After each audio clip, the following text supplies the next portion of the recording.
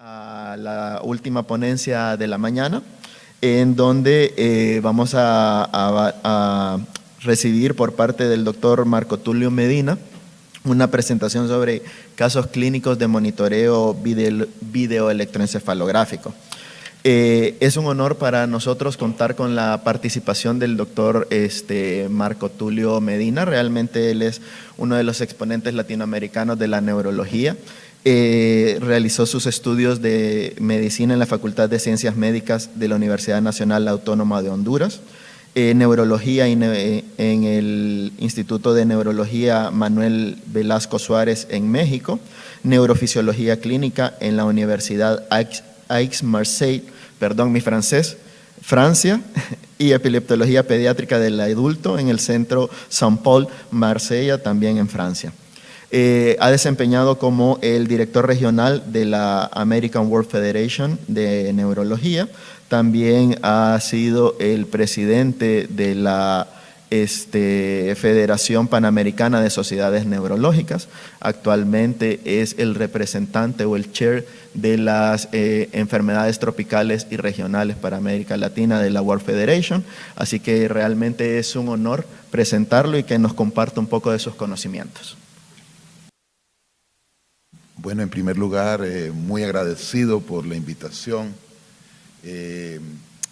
Efectivamente, para mí siempre ha sido un honor venir a El Salvador, un país tan especial en el corazón latinoamericano y de Centroamérica, por supuesto.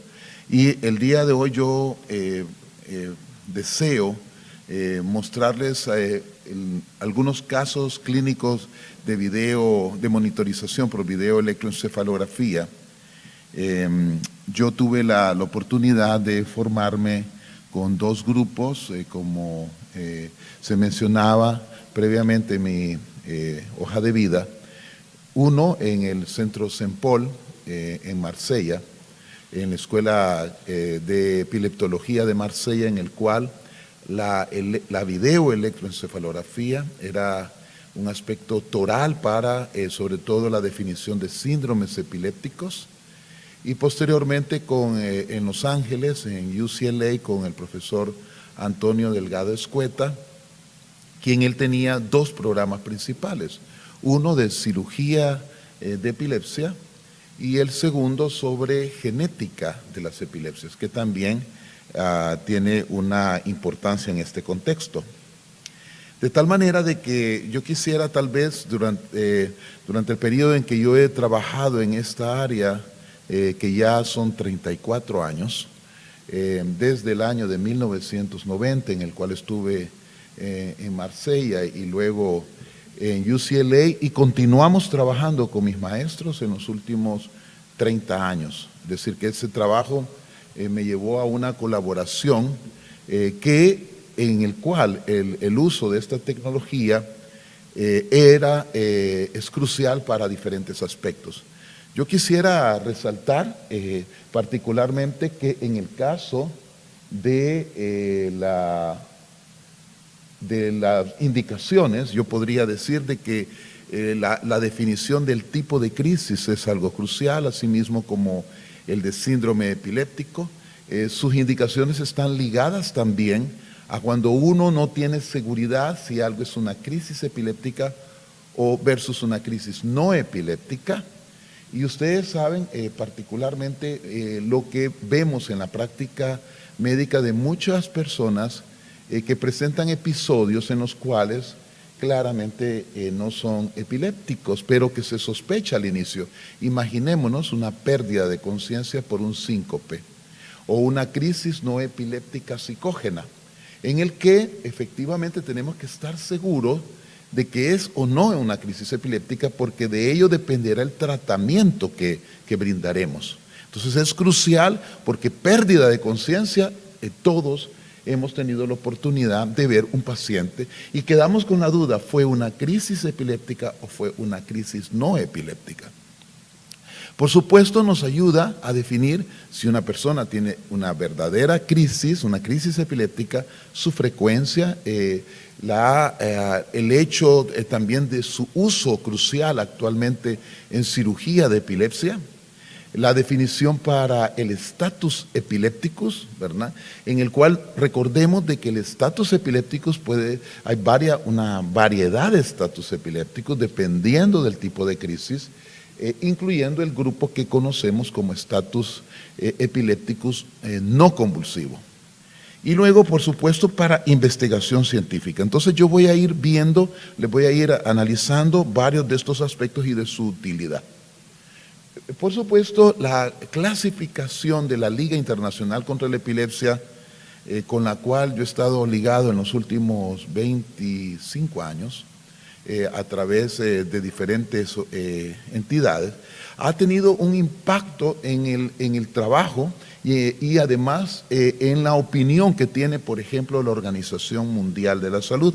Recientemente se estableció la clasificación que se llama ICD-11, ¿verdad? Que utilizamos a nivel internacional. Esta clasificación, International Classification of Diseases, tuvimos la oportunidad de trabajar con ellos, con el TAC, que así se llama, el grupo de expertos, para definir actualmente qué es lo que vamos a considerar como crisis epiléptica. Y eso viene de este concepto de Fisher, en el cual usted hablará de epilepsia cuando usted tenga al menos 2 crisis no provocadas con una diferencia de 24 horas. O cuando usted tenga una crisis, una sola, pero tenga un riesgo del 60% para tener una segunda crisis, o el diagnóstico de síndromes epilépticos. De tal manera que esta clasificación de Fisher y colaboradores, hay que recordar de que una crisis epiléptica no necesariamente implica epilepsia. Podemos, como sabemos, recordamos el concepto de crisis epiléptica sintomática aguda. Por ejemplo, en el contexto de un cuadro metabólico, alguien tiene una hipoglicemia y puede tener una crisis convulsiva, o alguien tiene un traumatismo, una contusión cerebral por un traumatismo cráneoencefálico y puede tener así mismo una crisis. Y luego el concepto que estábamos hablando de epilepsia, que es el que acabo de mencionar.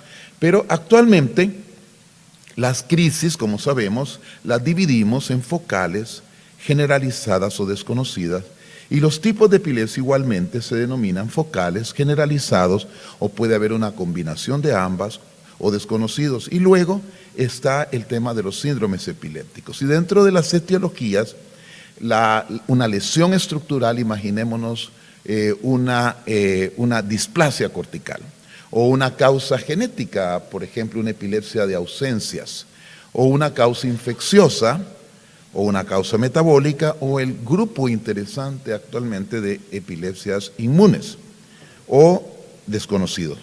De tal manera de que el video electroencefalograma es una herramienta toral para el diagnóstico de epilepsia, y además de definir a qué subgrupo pertenece.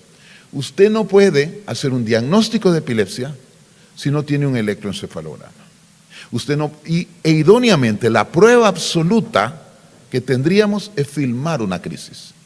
Al filmar una crisis, usted tiene la claridad de que está ante una crisis epiléptica. Pero para ello se requiere una evaluación, se requiere efectivamente un monitoreo muchas veces prolongado, y que nos permite entonces tener esta opción.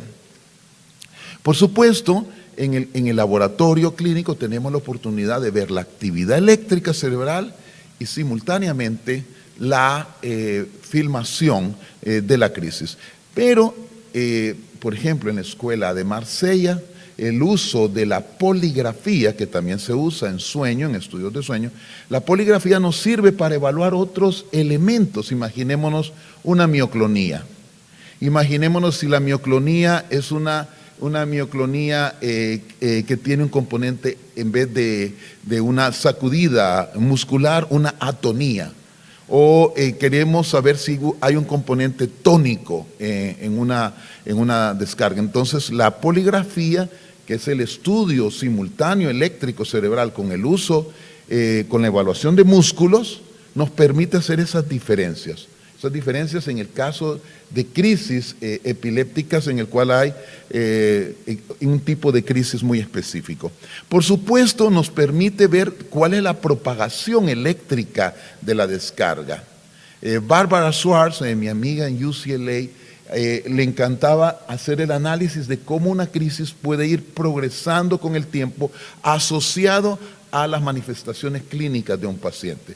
Imaginemos un paciente que empieza con un síntoma epigástrico y que luego queda desconectado y que luego empieza con automatismos de su mano, moviendo sus dedos y empieza a masticar. Esto va produciendo en la actividad eléctrica cerebral diferentes manifestaciones eléctricas que uno debe de ir correlacionando segundo por segundo. Es decir, en la manifestación epigástrica usted puede ver en el electro qué pasó en ese momento.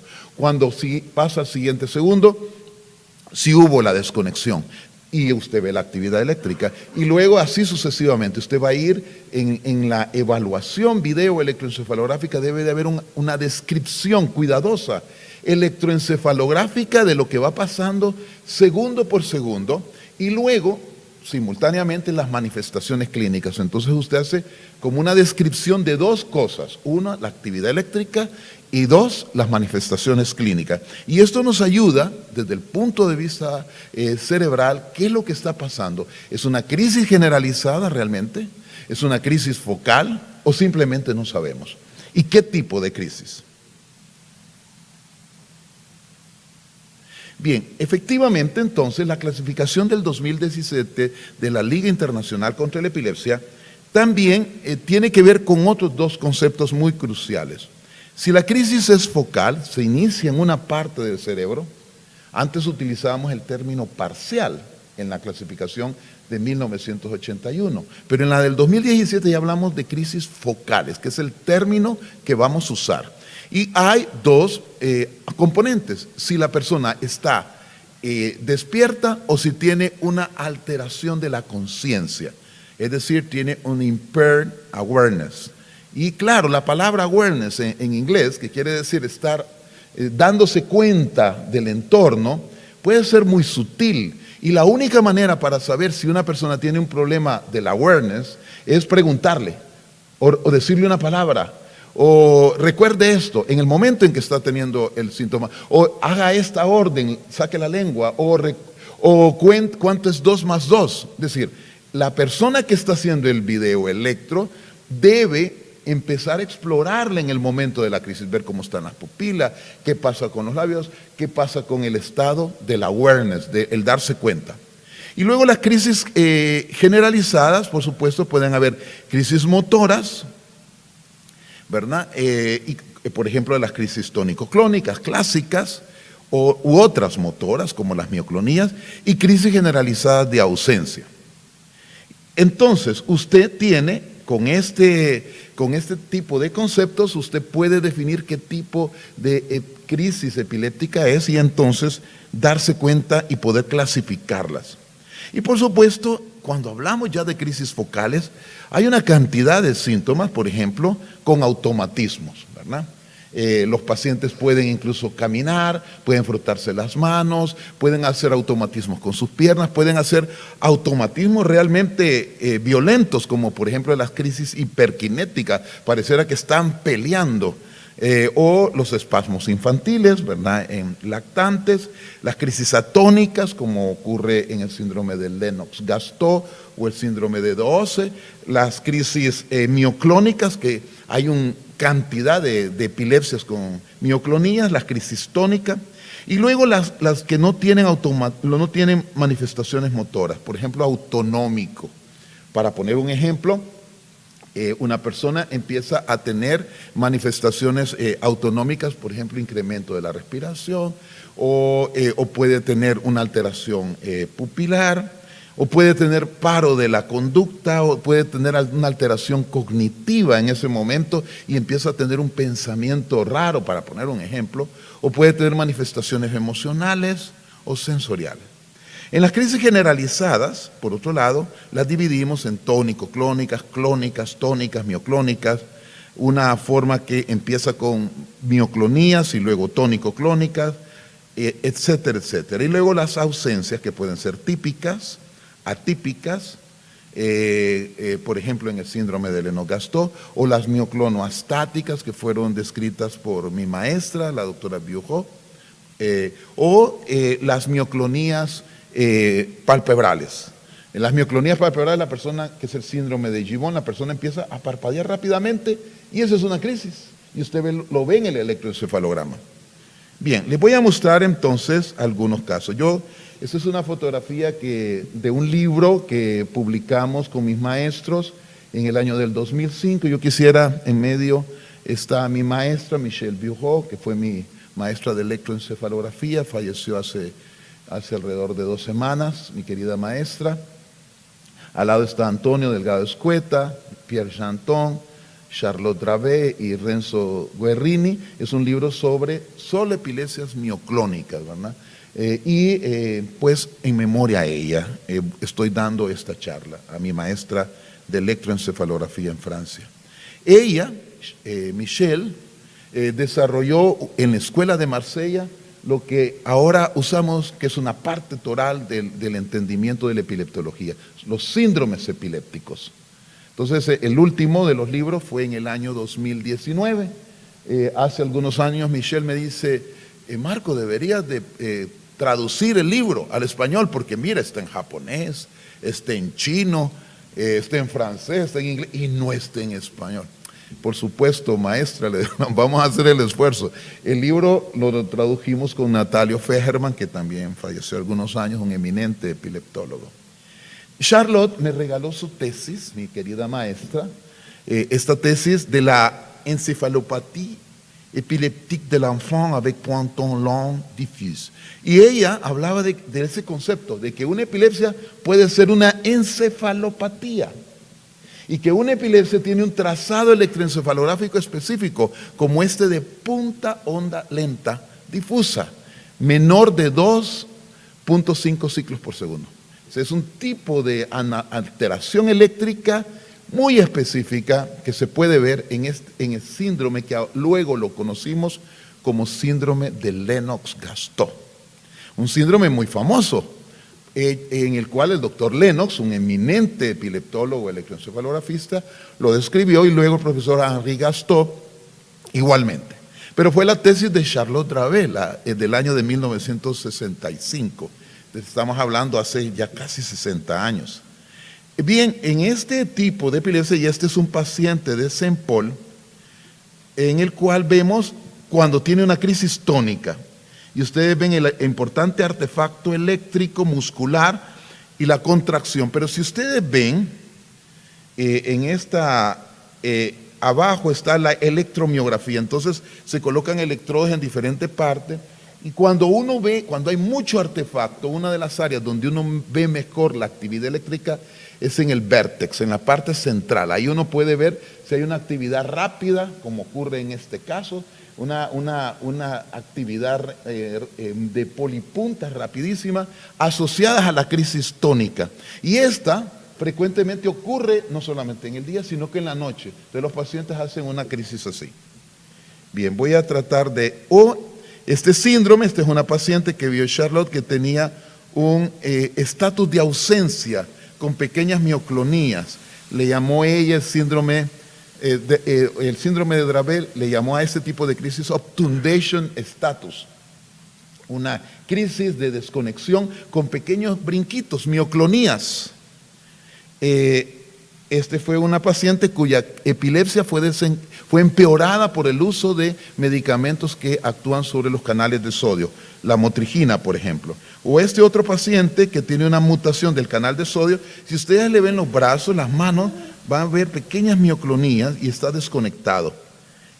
Este paciente tiene una mutación del canal de sodio ligado al síndrome descrito por la doctora Charlotte Dravé. Y entonces ustedes ven aquí la actividad eléctrica, en el cual en el monitoreo no solamente se usa la actividad eléctrica cerebral, que está lenta, sino que se hace una evaluación del músculo, Es decir, hay más músculo, evaluación de músculo, que de actividad eléctrica simultánea, y en el cual estas alteraciones aquí abajo son mioclonías, que no están asociadas, correlacionadas con una descarga eléctrica cerebral. Ocurren pequeñas mioclonías, pero las mioclonías no tienen una actividad cortical. Pueden haber mioclonías, como ustedes saben, las mioclonías, hay diferentes tipos de mioclonías, ¿verdad? Corticales, subcorticales, de tallo cerebral, espinal, etc. Entonces, miren, este es un electro en el cual, de un síndrome de Lennox-Gastaut, perdón, de Dravet, síndrome de Dravet, en el que tiene una actividad lenta, algunas puntas difusas, multifocales, y la presencia de mioclonías en el monitoreo.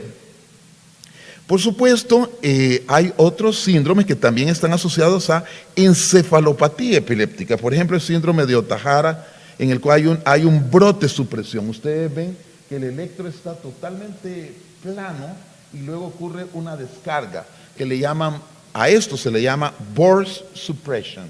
Se puede ver en otros tipos de enfermedades, por ejemplo, pero en el caso de un bebé con este tipo de crisis, que ustedes la van a ver ahorita, van a verla, ahí está la descarga, y el pacientito tiene una crisis como tónica, nos recuerda un poquito a los espasmos infantiles. Entonces, una encefalopatía epiléptica muy grave. En el caso de las encefalopatías, ahora es un tratado, las encefalopatías epilépticas, y muchas de ellas asociadas a problemas genéticos. Este es el canal de sodio. En el síndrome de Dravet, la mutación en el canal de sodio, ya sea por mutaciones sin sentido o de lesiones o missense mutation, son muy frecuentes. Pero hay otro tipo de epilepsias en el cual el grado de daño no es severo. Por ejemplo, en la epilepsia rolándica, que ustedes ven en la cara, una contracción en la cara hemifacial, y que tiene clásicamente un electroencefalograma de puntas en las regiones centrotemporales. Ustedes hacen el diagnóstico de este tipo de epilepsia con el monitoreo y saben que es una epilepsia no grave. Se llama epilepsia benignas de la niñez, de puntas centrotemporales o rolándicas, muy frecuente en nuestro medio. Y por supuesto, vemos luego otro tipo de epilepsia, por ejemplo, las epilepsias que están alteradas la conciencia. Veamos esta paciente con automatismos, miren cómo arruga la cara, empieza a tener automatismos en relación a otro tipo de epilepsia que se denomina la epilepsia mesiotemporal o por esclerosis mesial temporal. Es tributaria a cirugía. Pero hay veces usted ve cosas como, por ejemplo, este paciente que empieza a persinarse. Miren, o una simula que se apersina. Tengo una crisis. No hace bien las manifestaciones, ¿verdad? Pero es una crisis que se inicia también en el lóbulo temporal. Y claro, usted ve en la resonancia y ve los hipocampos, y los hipocampos claramente, ustedes tienen que ver en el hipocampo, claramente, la morfología del hipocampo, el tamaño del hipocampo, y si hay alguna alteración en la conciencia. Perdón, una alteración en la intensidad. Este hipocampo está más atrófico, hay una alteración de la morfología, igual el del otro lado. Es una atrofia hipocampal, pero cuando usted tiene bilateral, usted quiere saber si viene de un lado o viene del otro para la cirugía. Si usted no sabe eso es un problema. Entonces, el monitoreo no sirve para ese detalle. Aquí veo otra paciente, pero esta tenía una hemangioma cavernoso frontal. Miren la crisis versiva que tiene. Y la propagación establece lo que llamamos manifestaciones del área suplementaria motora. Miren, las crisis del área suplementaria motora hacen como una postura de espadachín, ¿verdad? Y usted, aquí vemos, esta paciente inició con versión, que es el área 8, pero luego progresó al área adyacente suplementaria motora. Y por eso hace esa postura de espadachín. Pero cuando usted ve pacientes con crisis hiperkinéticas, que son del lóbulo frontal, Usted se asombra porque son crisis bastante violentas. El paciente tenía una displasia cortical. Lo van a ver y levanta la pierna, empieza a golpear. Se levanta Y vean la pierna levantada, es una crisis del lóbulo frontal provocada por una displasia tipo 2. Y al resecarse, todas las noches tenía este tipo de crisis. Y la actividad eléctrica nos demostró que había una descarga que se iniciaba en el lóbulo frontal. Pero también hay que recordar que hay manifestaciones que no son epilépticas y el electro nos ayuda. Por ejemplo, en este caso de mi maestro allá en Los Ángeles, ustedes ven a esta paciente, se agarra y es una crisis no epiléptica, miren. Pero ¿cómo hacer la diferenciación? Bueno, la actividad eléctrica nos ayuda. Entonces, es importante no solamente ver los síntomas, las manifestaciones clínicas, sino que hacer lo que yo les decía, la correlación eléctrica. Y claro, cuando ustedes ven un electroencefalograma, entonces ustedes ven que el electroencefalograma muestra ahí, por ejemplo, una pequeña punta y luego, después de esa flecha, ustedes ven una manifestación de una actividad reclutante de polipuntas rápidas que van increciendo. Eso ya ustedes le dicen, no, esto es una crisis epiléptica, claramente. Y si está en el lóbulo temporal, pues clarísimo. Pero por ejemplo también ustedes pueden tener un tipo de anormalidades eléctricas multifocales. Por ejemplo, en ciertos pacientes con una alteración hemisférica difusa. La monitorización entonces eléctrica cerebral no solamente sirve para definir los síndromes epilépticos que yo les acabo de mostrar, ¿verdad? Un síndrome de Lennox-Gastaut, un Ohtahara o un espasmo infantil, ¿verdad? En el síndrome de West, o una epilepsia de puntas centrotemporales, rolándica, o el otro ejemplo que les mostraba del síndrome de Dravet. Entonces usted puede definir el síndrome epiléptico, pero el video sirve enormemente para definir los casos de cirugía de epilepsia. Entonces, en este ámbito, por supuesto, la actividad eléctrica interictal, no asociada con crisis epiléptica, pone en evidencia muchas veces anormalidades de puntas, ondas agudas, que pueden ser bifásicas, seguidas o no focales en un área del cerebro, en este caso del lado derecho. Pero lo crucial es filmar la crisis. Y claro, filmar la crisis implica que hay que meter al paciente durante horas, días, hasta que le agarre una crisis. Es complicado. Y hay veces hay que reducir medicamentos para filmar la crisis. No es fácil, pero es importante, porque de esa manera usted puede saber durante una crisis de que una actividad que tiene un síntoma, por ejemplo epigástrico, empieza con estas actividades deltas que ustedes las ven acá, que van creciendo, creciendo, y luego cuando ya empiezan los automatismos, hay artefactos musculares, pero usted ya vio que hubo un inicio, en este caso, en la región temporal derecha. Aquí está la crisis epiléptica. Una actividad delta rítmica. No siempre es una punta. Puede haber una actividad delta y hay unos patrones que yo les voy a mostrar. Entonces, nos permite ubicar. Por ejemplo, en este paciente mío, ahí estaba mucho más fácil. Había una punta, la punta clarísima, que ustedes la ven acá, y una onda lenta. Pero aquí, ahí estaba, todavía no tenía la crisis epiléptica. Aquí ya iniciaba la crisis epiléptica. Y si ustedes ven, hubo una actividad delta, 1, 2, 3, recuerden que menos de 4 es delta, en un segundo, y esto ya era la crisis epiléptica. Y luego seguía ya esta otra alteración. Entonces lo que yo les comento, que la actividad eléctrica va cambiando paulatinamente. Les voy a mostrar otros casos.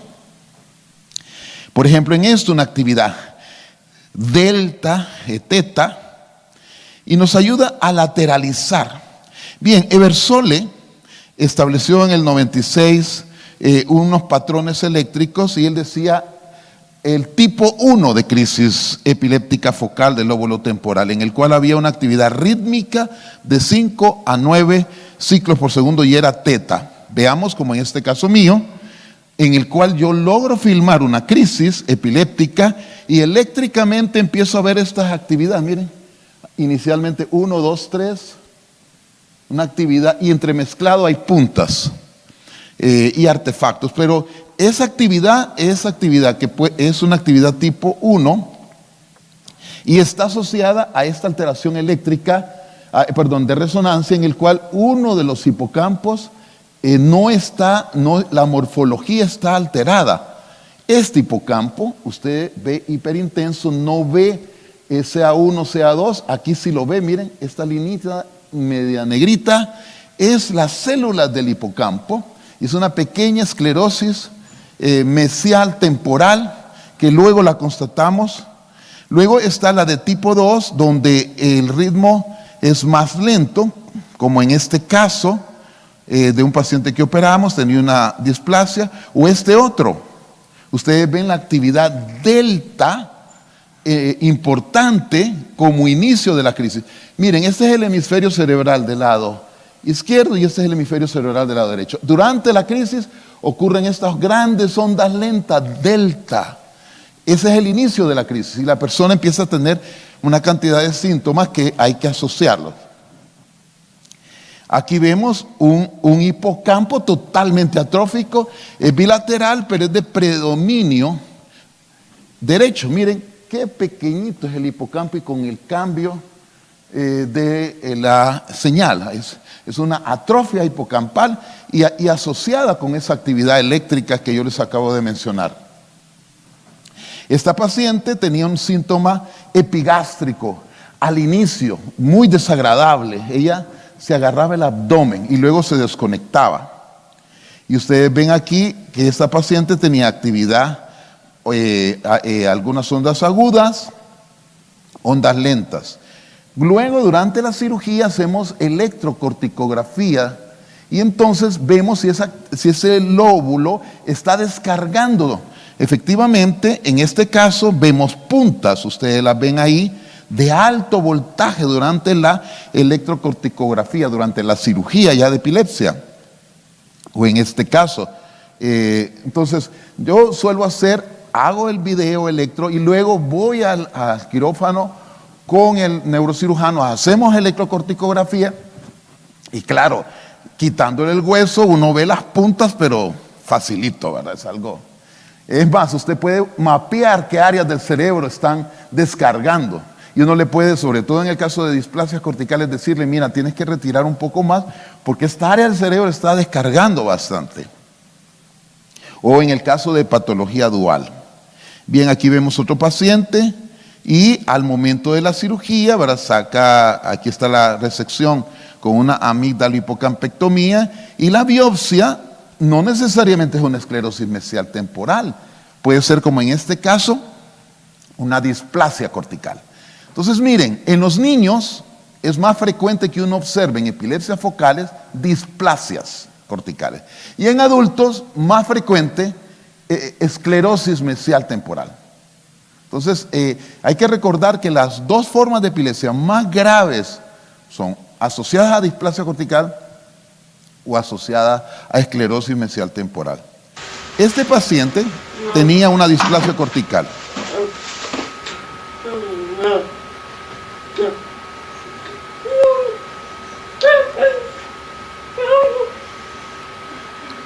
Este paciente fue operado, tenía una displasia cortical, aquí está la biopsia, la resonancia y la electrocorticografía. Si ustedes ven, antes de la resección, habían estas puntas de alto voltaje, las ven, ¿verdad? Puntas enormes. Después de la resección, ya quedó una actividad delta, pero ya no tenía esas puntas. Al resecarse esta área de displasia, en el cual ustedes ven neuronas totalmente anormales, el paciente al hacer una adecuada resección se retiró esto y tiene ya 14 años sin epilepsia. Nosotros iniciamos nuestro programa de cirugía de epilepsia hace 20 años. La de tipo 3, hay veces usted no ve dónde inicia la crisis, porque hay un aplanamiento de la actividad. Y usted no puede identificar dónde inició. En francés le llaman aplatissement. En inglés, básicamente le dicen attenuation, ¿verdad? Una atenuación de la actividad y no sabe dónde se inicia. Es complicado, hay veces no tenemos evidencia exacta de dónde se inicia la crisis epiléptica. De tal manera de que actualmente se hacen monitoreos. Por ejemplo, la escuela de Santana inició a colocar electrodos profundos, ¿verdad? Y actualmente se usa. Ahora usan un sistema computacional que van colocando los electrodos. Es una nueva estrategia. Casi en América Latina algunos centros lo están usando, en Europa y Estados Unidos, por supuesto, ¿verdad? Ese monitoreo invasivo permite ubicar cuando no sabemos dónde inicia las crisis, o también el tema de las mallas subdurales que las colocan por largo rato, que esa es ya una etapa de monitoreo mucho más cuidadoso, y el neurocirujano coloca esas mallas dentro del cráneo y entonces se está monitoreando al paciente hasta ubicar dónde se inicia la crisis, porque hay veces no se logra ubicar.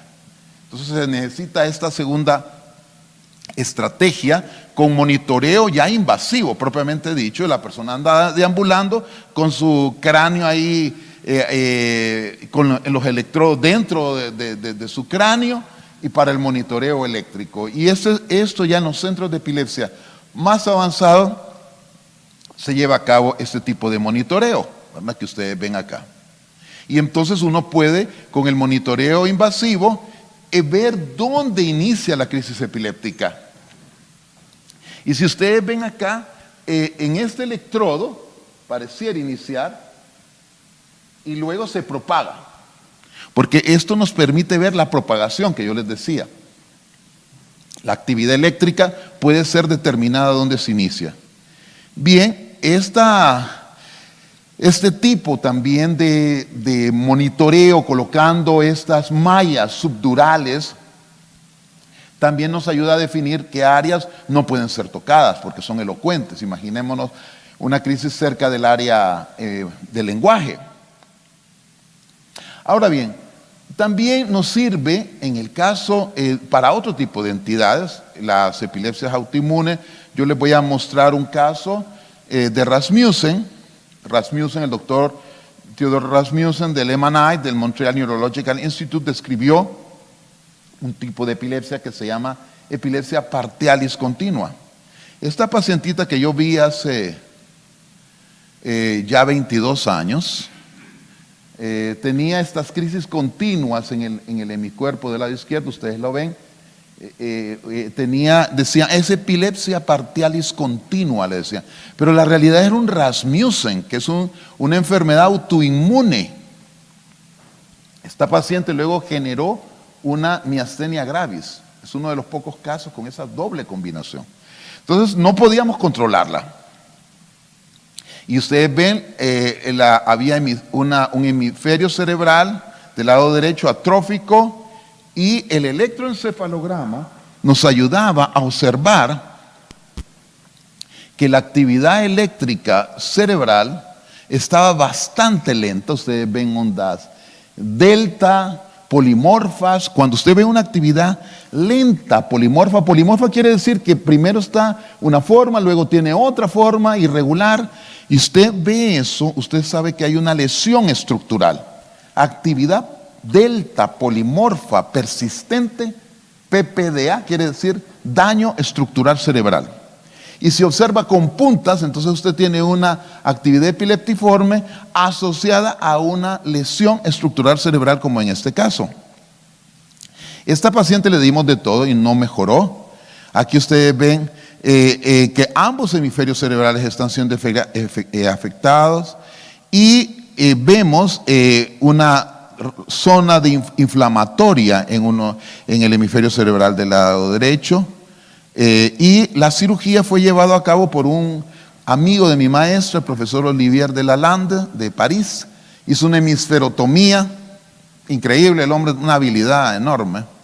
En el 2004, la primera dama de Honduras, que era una española, nos ayudó a traerlo, pero bueno, el hecho es de que tiene ella ya 20 años sin epilepsia, 20 años sin epilepsia, a raíz de esa hemisferotomía. Básicamente lo que él hizo fue desconectar ambos hemisferios cerebrales, una callosotomía, pero también extensa con otros fascículos que interconectan ambos hemisferios cerebrales. Ahora la niña, ahí eso fue ya después de las cirugías y ya sin manifestaciones, pero luego, como les comenté, desencadenó una miastenia gravis. Bien, luego en el área de la investigación. En el área de la investigación hemos trabajado con el doctor Delgado Escueta en la epilepsia de ausencias de la niñez. Este es del libro de síndromes epilépticos, en el cual trabajé con el doctor Crisóstomos Panayotopoulos, es un eminente epileptólogo, falleció, con Edward Hirsch y mi maestra. Ahora, en la última vez, ya no hablábamos de epilepsia de ausencias de la niñez. Ahora hablamos de la epilepsia de ausencias, porque es un síndrome. Son múltiples epilepsias que tienen ausencias. Algunas en la lactancia, diferentes síndromes que dan como manifestación una desconexión con una descarga de punta onda lenta, 3 ciclos por segundo. Pero hay veces pueden haber otros patrones eléctricos. Entonces ese tipo de epilepsia es muy frecuente en niños 10 a 12. Él fue el doctor Tissot, profesor Samuel Auguste Tissot. Mire lo que decía él. La pequeña niña tenía frecuentemente en el intervalo de grandes accesos, convulsiones, de pequeños muy cortos que eran marcados por una pérdida instantánea de la conciencia, del conocimiento, dijo, que le cortaba la palabra, con un pequeño movimiento ligero de los ojos, y muchas veces retomaba la frase en la cual había quedado y en otras la había olvidado. Mire qué descripción en ese traité de l'epilepsie hecho en 1770. Y vemos esta niña, miren, con una crisis de ausencia. Usted la puede hacer ahí en su clínica. Le dice hiperventile, respire profundo, y ahí se quedó. Y le decimos la palabra elefante. Y luego regresa. Ahí está. Pero realmente no le habíamos dicho elefante, le habíamos dicho perro. Ella se inventó la palabra porque no sabía lo que le habíamos dicho. Dijo elefante, pero le habíamos dicho perro.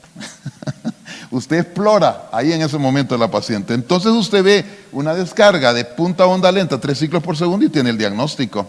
Nosotros empezamos a trabajar en este tipo de niños porque hay veces los familiares tienen descargas sin tener epilepsia. Eso lo demostró los esposos Metracos y Metracos. Y entonces hicimos un estudio en los familiares con mi profesor. Este estudio fue publicado en el 2008 y encontramos una mutación en el receptor GABA, su unidad beta 3. Esta es las mutaciones que producen las ausencias, una de los tipos de ausencia. Aquí está la secuenciación genética, estas son las familias, 2 hondureñas, 2 mexicanas. En el libro que publiqué hace 24 años, Epilepsias en Centroamérica, aquí está el video de esa niña que tenía, una de las niñas que tenía la mutación en el receptor GABA. Que el receptor GABA se expresa en las células reticulares del tálamo. Y esas células, al alterarse, producen la ausencia. Y producen esa descarga de punta onda lenta. Luego hay otros síndromes de epilepsia de ausencia que pueden asociarse con mioclónica juvenil. Puede preceder las ausencias a las mioclonías. Y aquí está el patrón eléctrico. Nosotros encontramos de que otro tipo de epilepsia tenía otro tipo de mutación, en el gen FHC1, en unas familias grandes, por ejemplo esta de Honduras. Este tipo de epilepsia, la epilepsia mioclónica juvenil, fue descrita por el doctor Jans, pero también por uruguayos. Este es el doctor Jans en su artículo que le llamó Impulsive Petit Mal. Pero aquí están los uruguayos casi simultáneamente, el doctor Constancio Castel y el doctor Carlos Mendilaharzu, que describieron el mismo síndrome. Luego mi maestro lo reportó en Estados Unidos, pero ya desde antes se hablaba de este tipo de epilepsia. Por ejemplo, el doctor Arpan le decía los accesos incompletos de la epilepsia. Se imagina, ese era el término que utilizábamos. Ahora somos un poquito más sofisticados, crisis focales con alteración de la conciencia, mioclonías, somos más precisos. Por supuesto, ahora tenemos otras herramientas. Y bien claro, cuando usted ve un paciente con una mioclonía, como este caso,